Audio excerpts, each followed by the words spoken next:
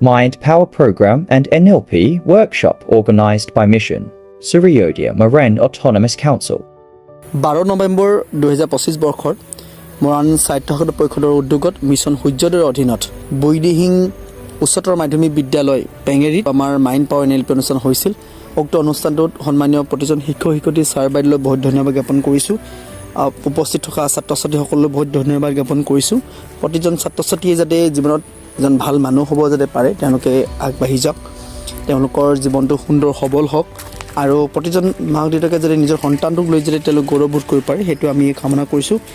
আৰু অনুষ্ঠানটোৰ উদ্যোক্তা মৰাণ অট'নমাছ কাউন্সিলৰ সন্মানীয় মুখ্য কাৰ্যবাহী বিষয়া অঞ্জলি মৰাণৰ লগতে প্ৰতিজন বিষয়ালৈ বহুত ধন্যবাদ জ্ঞাপন কৰিছোঁ।